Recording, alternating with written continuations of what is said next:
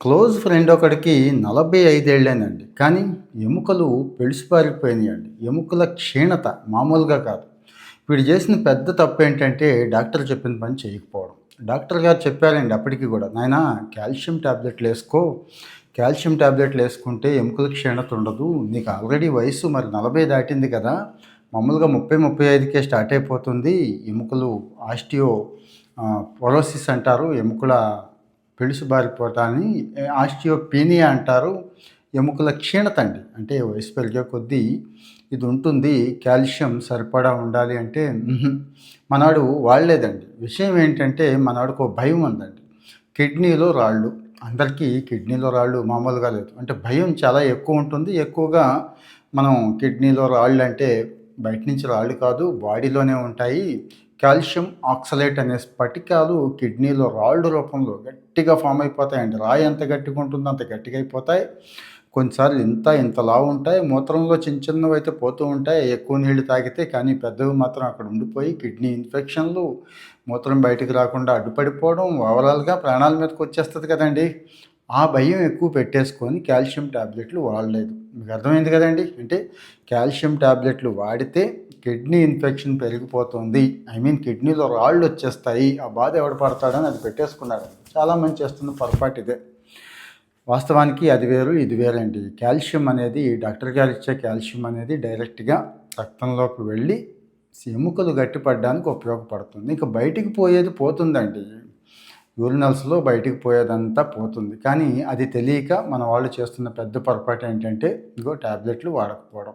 సరే పోనీ టాబ్లెట్లు వాడట్లేదు అనుకుందాం. ఏం చేయాలి?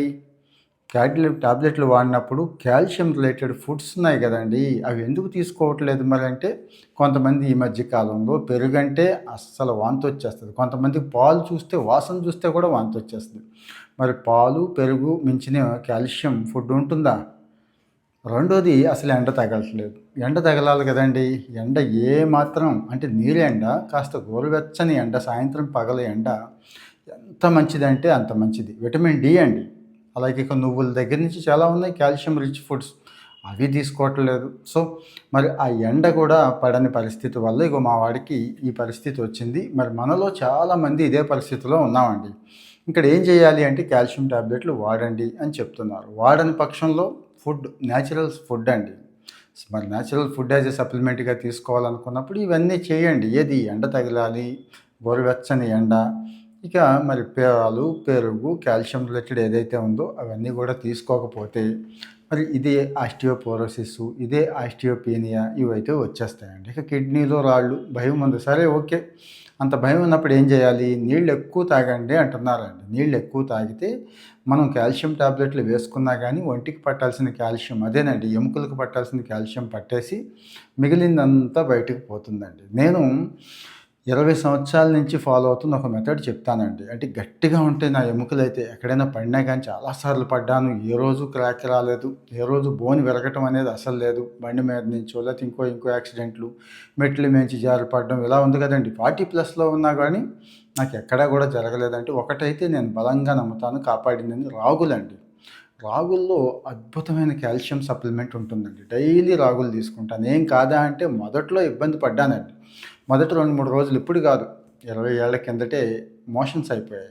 తర్వాత అలవాటయిపోయింది. మొదట్లో ప్లెయిన్ రాగులు తీసుకునేవాడినండి. తర్వాత అందులో కాస్త పెరుగేసుకోవడం, ఉల్లిపాయలేసుకోవడం, వాము వేసుకోవడం. ఇప్పుడైతే పేస్ట్ అండి.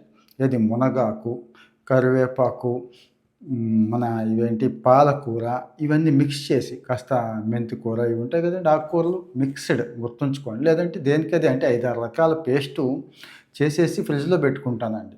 ఆ రోజుకి 2, 3 రకాలు చక్కగా వేసుకుంటాను. సపోజ్ ఈరోజు అంత పాలకూర, అంత పేస్ట్ ఏది కొత్తిమీర అండి. 2 రకాల కొత్తిమీర వేసుకొని చక్కగా రాగి జావలో కలుపుకొని, దింపుకొని, లెమన్ పిండుకొని, పక్కన కొన్ని నట్స్ పెట్టుకుంటే ఇంక అది మామూలుగా ఉండదండి. అంటే కాల్షియం పరంగా చెప్తున్నాను. అన్ని రకాలుగా మంచిది. ఒక కాల్షియం పరంగా నేనిప్పుడు చెప్తున్నాను. ఇంకో సందర్భం వచ్చినప్పుడు రాగి జావ మాత్రమే నైట్ టైమ్ ఎందుకు తీసుకోవాలి? 20 సంవత్సరాల నుంచి నేను తీసుకుంటున్నా కానీ ఏమీ కాలేదు సరికదా! చాలా స్ట్రాంగ్‌గా ఉన్నాను. చాలా హెల్తీగా ఉన్నాను. పొట్ట రాలేదు. బీపీ, షుగర్‌లు అసలు లేవండి. ఈరోజు బీపీ ఎంత సైలెంట్ కిల్లరో మీకు తెలుసు. కిడ్నీలు కొట్టేయడానికి కూడా బీపీయే కారణం అవుతోంది. మరి ఏమీ లేవు కాబట్టి ఇది ఎందుకు తీసుకోవట్లేదు అనేది నా ప్రశ్న. ఇంకా రేషన్‌లో కూడా ఇక రాగులు ఇవ్వచ్చు త్వరలో అంటున్నారు. ఇప్పుడైతే హాఫ్ కిలో రూ. 50, 60 పెట్టి బయట కొనాల్సొస్తుందండి. మరి వారానికి అయిపోతూ ఉంటుంది కదా! సో, మరి రాగులు అయితే రూపాయి కూడా ఖర్చు పెట్టక్కర్లేదు. బియ్యం ఎలాగో 20 కిలోలు ఇస్తున్నారు కదా! అవి 2 కిలోలు ఇస్తారు. 18 కిలోలు బియ్యం వస్తుందని చెప్తున్నారు. బ్రహ్మాండంగా ఉంది. సరే రాగులు తాగే లోపు అంటే రాగి జావ రిలేటెడ్ తీసుకునే లోపు కాల్షియం టాబ్లెట్లు అయితే వాడండి. ఇబ్బందేమీ లేదు. భోజనంతో గానీ, భోజనం తర్వాత గానీ వాడండి అని చెప్పి రీసెంట్‌గా ఒక రిపోర్ట్ వచ్చిందండి. ఏది మా వాడు బాధలు చెప్పాను కదా! సరే డాక్టర్లు ఏమంటున్నారు, రిపోర్ట్స్ ఏమంటున్నారు చూస్తే రీసెంట్ రిపోర్ట్ ఇది చెప్పింది. సో, మరి కిడ్నీలో రాళ్ళకి, కాల్షియానికి కాల్షియం టాబ్లెట్లకి ఏ సంబంధం ఉండదు.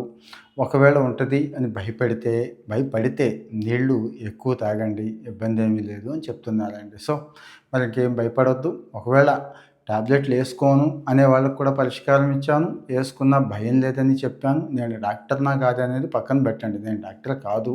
కానీ ఫేమస్ రిపోర్ట్స్ అన్నీ స్టడీ చేసి మీకు చెప్పే విషయంలో మాత్రం ఖచ్చితంగా, ఖచ్చితంగా అందరి ఆరోగ్యాన్ని ఆలోచించే చెప్తాను. స్వయంగా నా అనుభవాలన్నీ మీకు షేర్ చేస్తాను. మరి మీకు ఎలా అనిపించిందో చెప్పండి.